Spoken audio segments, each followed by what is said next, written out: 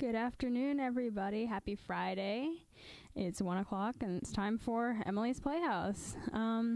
We've got a great show for you today. I'm going to be talking about, my mom and I finished our Marvel movie marathon, so I'm going to be talking about one aspect of that, specifically about Age of Ultron, the sequel to Avengers 1. I'm also going to be talking about Whose Line Is It Anyway, a sketch improv comedy show. I've been watching it since I was young, and there's a reboot, and it just started up another season, so I'm going to be talking about that. And also, I'm going to be talking about Backstreet Boys. The boy band Backstreet Boys has a new song out. It's their first one in like 5 years, so it's a big deal, and I'm going to play it for you, and we're going to have a good time. But before then, I'm going to go into this quick music break. This is Hello by Martin Solveig and Dragonette. Stay tuned. That was It's Another Saturday Night by the Cockroaches. Fun fact about that song, they were the predecessor to the Wiggles, so if that song sounded familiar to you, because it's a Wiggles song, so they based it off of the tune off of that, so pretty cool. Welcome back to Emily's Playhouse. I am Emily, and this first segment I'm going to talk about, I have an article here called Dissecting the Black Widow-Hulk Relationship in Age of Ultron, which again is the sequel to Avengers Assemble, Avengers 1. So I don't like this ship at all. It's a crack ship. I don't like it. Hulk and Natasha. So here we go. I'm going to read it. Spoiler alert, by the way. At the beginning of Age of Ultron, the Avengers are doing all this stuff, and we learn that Black Widow and Hulk have developed a rather intimate relationship. The kind of relationship that involves a lullaby and a few tender touches, all of which apparently help the Hulk transform safely back into normal, nerdy Bruce Banner. But wait, there's more. The two characters share a quiet moment in the Quinjet afterwards where Widow tries to connect with him about the battle, and then there's some major flirting on her part during the big victory party. Banner's confused and cautious, and he's thinking, why would anybody want to be with him? He's a volatile monster who could snap at any second. And on Black Widow's part, she's like, all my friends are killers and fighters and assassins, but Bruce Banner, she likes him because he tries to avoid the fight always at all costs. Like, if he doesn't have to be the Hulk, he doesn't like the Hulk at all. Like, the Hulk is part of him, but he doesn't like him at all. He tries to avoid doing that because he hurts people. Like, he has no control when he's the Hulk, and he might end up hurting innocent people, and that's not who Bruce Banner is. So he tries to avoid the fight despite the fact that he's the most powerful person on the team. That's objective. But yeah, that hesitancy and fear of exploiting his true super potential makes him intriguing to her. So, yeah.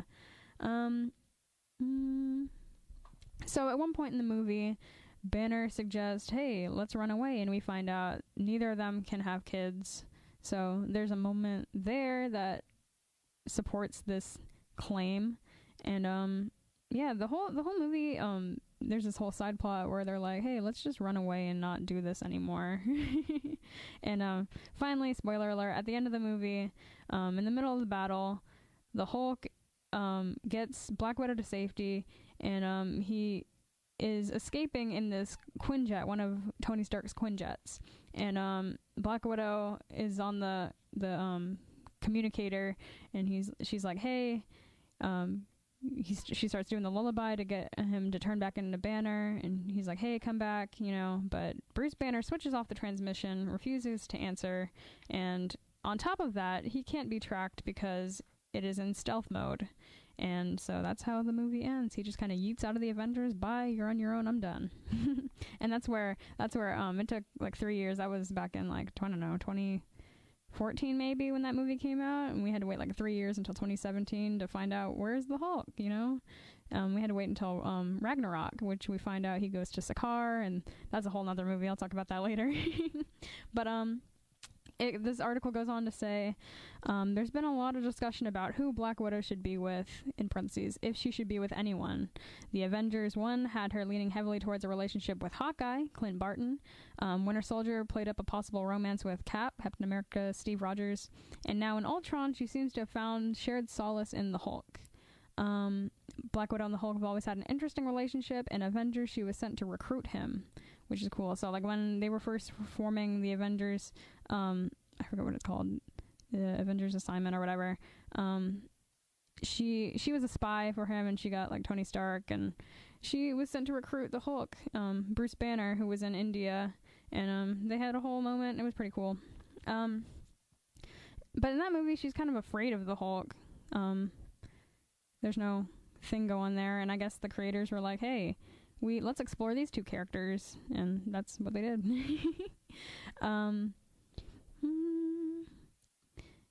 This article goes on to say that it makes sense, I guess. I don't like it at all. I like anybody, but if she has to have a relationship. My thing is that I feel like neither of them need this relationship.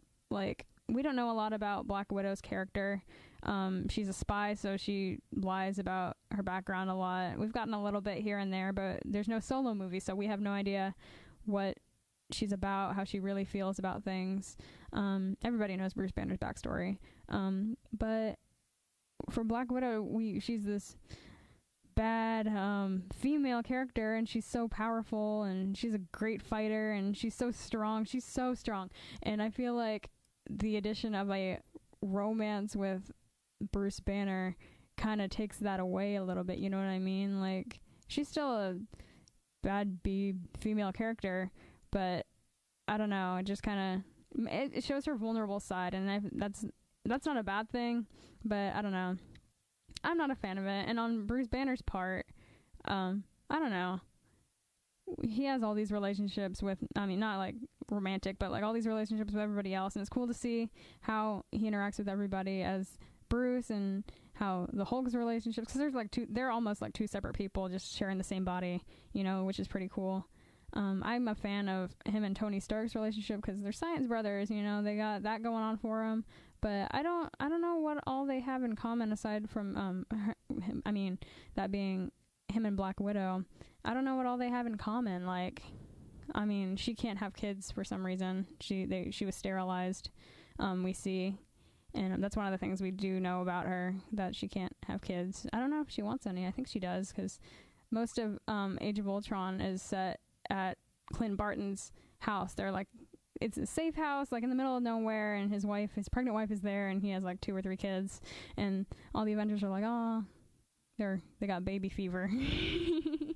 But yeah, and Bruce, I think he can have kids, but he does in the comics, but he is afraid of, you know, hulking out. Like, there's no control there. He doesn't, at this point in the MCU, he doesn't have all that control over it. And yeah, he just doesn't want to hurt anybody, and he doesn't want to risk having like mutant kids and stuff like that. So that's kind of where it's at. And I feel like I don't know, she obviously helps him turn back into Bruce Banner and calms him down, but I feel like he could find another way, you know. He doesn't have to rely on a girl to do that.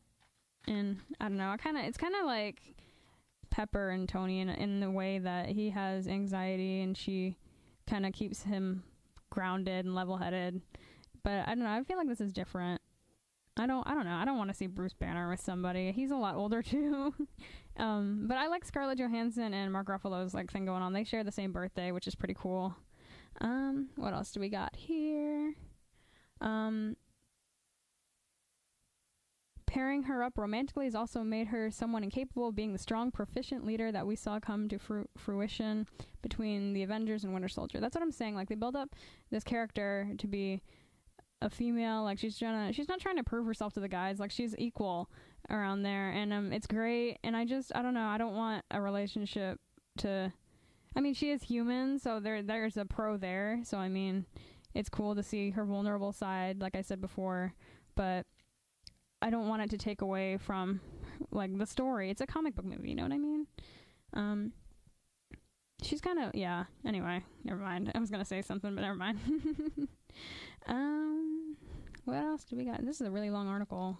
I suggest reading it. I got it from Entertainment Weekly from, like, 3 years ago.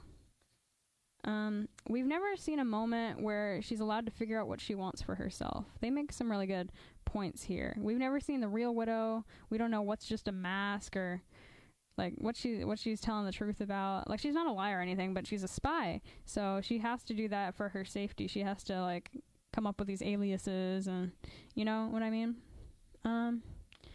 It appears that whatever she's been doing with the team, including the exploration of a potential relationship with Banner, is finally allowing her that chance. Black Widow is growing. She's learning what she wants and also learning what she can't have. For the first time, she's taking control of her life and trying to figure out how to be someone other than an assassin or an Avenger. She's doing what every normal person does at some point in their life, trying out a relationship and essentially watching it fall apart when it doesn't work out, which is kind of sad. I don't want to see her downfall. I don't want to see either of their downfall. They're both really strong characters. He's strong physically and she's strong, you know, a strong female. And they both kick butt, and I don't want to see their downfall. She's never had something of her own before, and now after 4 movies and a lot of different situations, she's trying to take this one small connection and make it into something personal. It's a constantly evolving connection that's about as messy as you'd expect from any two people trying to navigate their feelings. Banner is not a flirter. He's nervous, and he's just a dorky guy. And he doesn't even know at first that she's flirting with him. He's a guy. And he can't trust himself not to Hulk out and hurt her. He's so self-destructive, and I don't know, it's kind of unhealthy to me, it feels like. But I don't know, that kind of balances each other out, I guess, if you think about it. She trusts him, and she sees someone that she feels connected to. I like what they said early in the article, where it's like, he doesn't look for a fight. Like, you know, Cap and Iron Man are always like on guard, you know, ready to take down the bad guy, and Bruce Banner's like, he's kind of the guy that's like, I'm gonna stay back here, call me when you need me, don't need me. You know. But yeah, there's no standalone Widow movie or Hulk movie, like I said before. So the only thing we have to go by are these Avengers movies to explore Black Widow's character. Or if you want to go by the comics, I mean, it's not the MCU, but yeah. It adds a dynamic, but I'm not a fan. To each their own, you know? It's not like Widow's in a particularly bad place at the end of the film. She's upset that something didn't work out, but she's not rocking back and forth crying. She's figuring out how to move on. And when we leave her, she's basically doing what she knows best, helping train new recruits. She's being sent super cute photos of Clint's new baby. She knows what she wants. She's trying to navigate her own life, and she found that it's harder than she thought, but she's not going to let that make a difference. In short, she'll be okay. And hey, maybe Banner will send her a postcard. They meet again in Infinity War, spoiler alert, and yeah, they kind of shut that down completely. And I'm not a fan of like the whole, I mean, I can't complain about it. I can't complain about it because, I don't know, I just don't like it. I don't like it. I get what they're trying to do, and I mean, I can't complain about the creators making her a more human character, you know? You have to do that, especially with a superhero movie, when it's like all fiction and stuff. You have to have something there to move the story along and, you know, make it relatable. But I'm just not a fan. Why Hulk? Like, why? I don't know. Tell me what you think in the comments from wherever you're watching this. That being said, I'm going to go into a music break. I chose this song. It's called I Don't Love You by My Chemical Romance. That's probably one of the saddest songs I've ever heard in my life, in all honesty. You're listening to Emily's Playhouse on Hawk Radio. So fun fact, the Disney Channel show Kim Possible just recently had their 16th birthday, their 16th anniversary. So in honor of that, I'm going to play this song. It's called Say the Word by Christy Carlson Romano. Stay tuned. Thank you. And welcome to Whose Line Is It Anyway, the show where everything's made up and the points don't matter. Welcome back to Emily's Playhouse. And that song before was Say the Word by Christy Carlson Romano. I love the Kim Possible soundtrack. That takes me back to when I was like 4. That last video is Drew Carey, the host of, or the former host of Whose Line Is It Anyway? So, a little bit of background about Whose Line. It is an American improvisational comedy show, which originally was hosted by Drew Carey on ABC and ABC Family. It ran from August 5th, 1998 to December 15th, 2007. And it's like unlike a show that I've ever seen before, honestly. So A revival of the show, hosted by Aisha Tyler, began airing on the CW on July 16th, 2013. So it's been a little bit that there's a reboot. It was popular and had a huge fan base, so they brought it back a couple years ago. The series is an official adaptation of the British show of the same name and features Ryan Stiles, Colin Mockery, and Wayne Brady as its regular performers, with the fourth seat occupied by a guest panelist. It's usually like Greg Proops or Jeff Davis. I forget who else. They have a bunch of new people. All three regulars appeared on the British series. Stiles and Mockery were both regulars, and Brady was a frequent guest. Yada, yada, yada. They moved from London to Hollywood. Stiles is the most prolific performer in the history of Whose Line. He made 76 appearances in the British version and only missed 2 episodes in the US version. Colin Mockery has appeared in every episode of the US version. Just some fun facts. Format. Again, I was saying, it's unlike any show I've ever seen on television. It's all made up off the top of the actors' heads, which is really cool. I love improv, and I think if you can do it well, then I think it should be shown more. I think it should be appreciated more, you know? I mean, I don't know. Anybody can improv. So, format. The show consists of a panel of 4 performers who create characters, scenes, and songs on the spot in the style of short-form improvisation games. Topics for the game are based either on audience suggestions or predetermined prompts from the host, who would set up a game and situation that the performers would improvise. The original prompts from the original host, Drew Carey, awarded arbitrary point values after each game, often citing a humorous reason for his decision. So, 1,000 points to Colin because you're bald. I don't know. Something like that. The points were purely decorative. I can't read. And served no practical purpose. He would reiterate this at the beginning of and multiple times throughout each episode by describing Whose Line as the show where everything's made up and the points don't matter, which is the video I just played. The style of the games were varied. Some featured all 4 performers, while others featured fewer. I know the singing ones were usually just Wayne Brady because he's too talented to be on that show, in my opinion. He's great. Between games, the performers sat in 4 chairs facing the audience. The performers who were not involved in a game remained in their seats. Additionally, the show was marked by humorous banter among the performers and host, and lots of recurring jokes, too. At the conclusion, a winner of several winners were chosen arbitrarily by Drew Carey. The quote-unquote prize was either to play a game with the host or to sit out while the other performers did so. After this game, during the first season, credits simply rolled. In the second season, they would read the credits. That's kind of what they based the show off of. I think it started off as a radio show, kind of like this, and improvisational actors would read out the credits as characters, and that's how Whose Line came to be. They turned it into a TV show. They would read the credits based on a theme announced by Carey that often derived from a successful joke earlier in the show. Again, recurring jokes.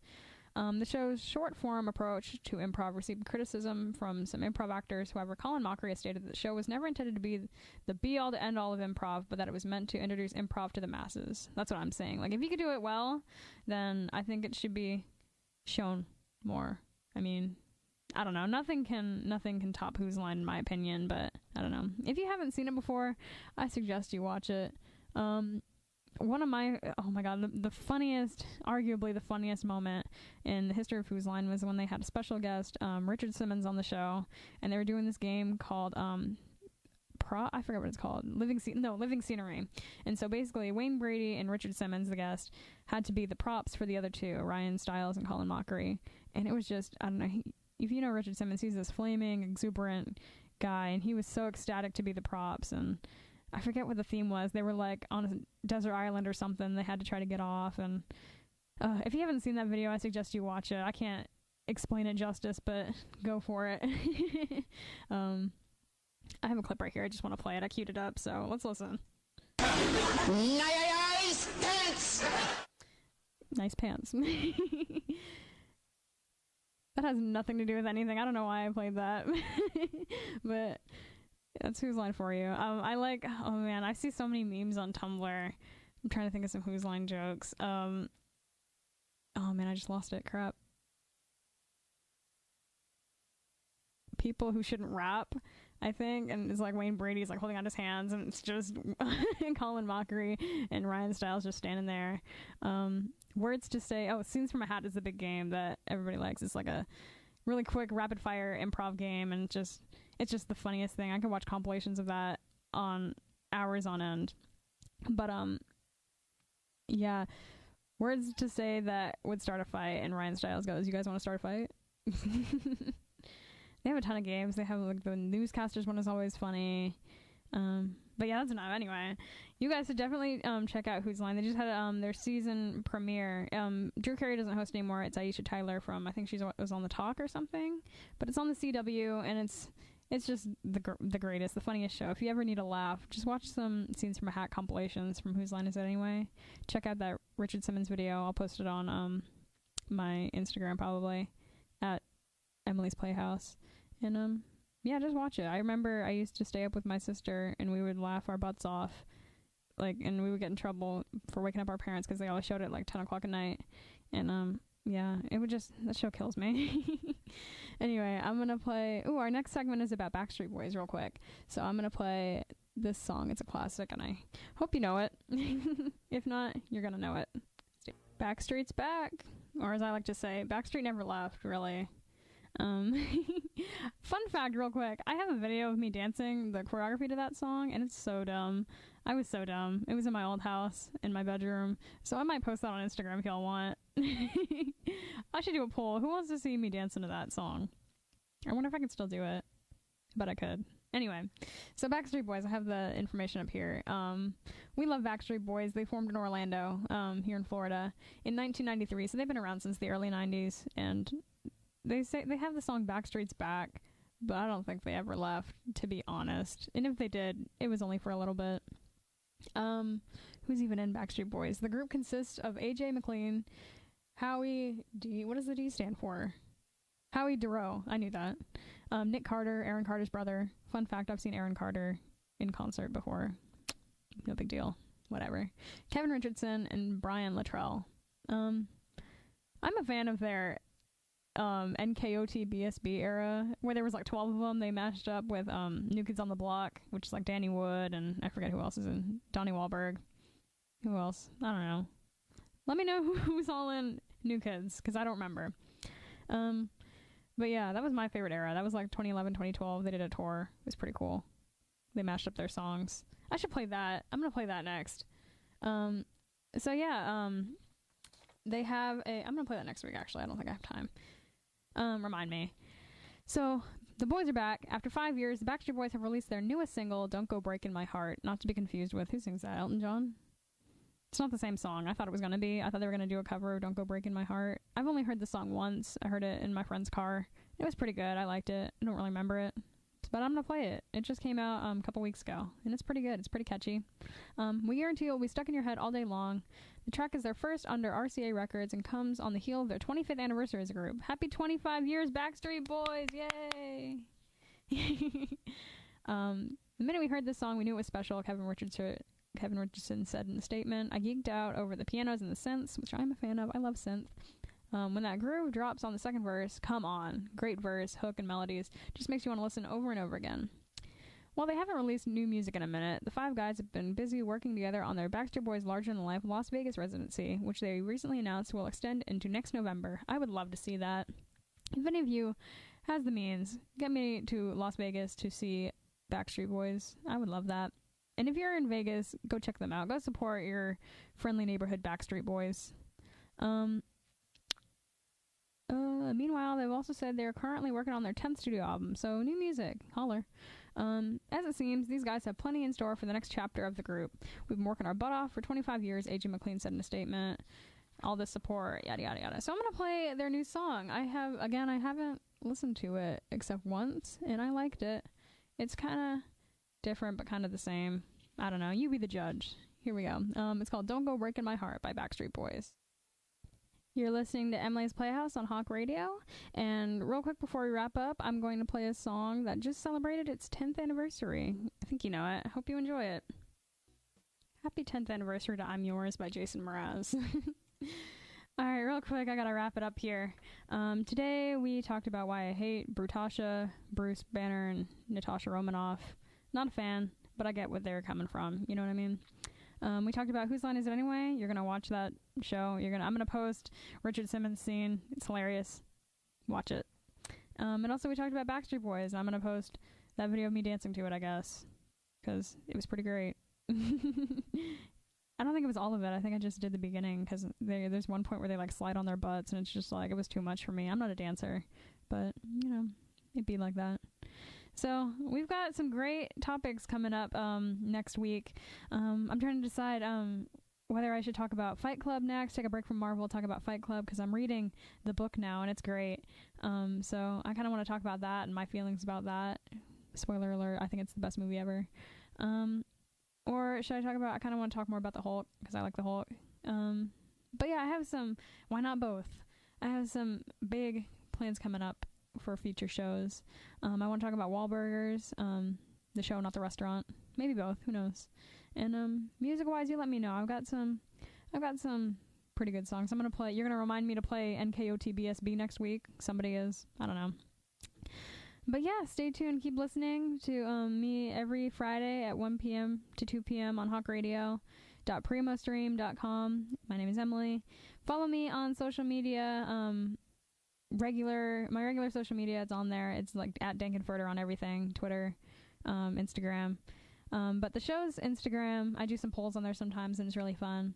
The show's Instagram is at Emily's Playhouse, and Twitter is at M's Playhouse, and I think Facebook is just still Yeet Dudes. Sorry about that. Rest in peace, Yeet Dudes. Gone but not forgotten. Anyway, we will see you same time, same place here next Friday. This is Come Sail Away by Styx. Great song. Bye, guys.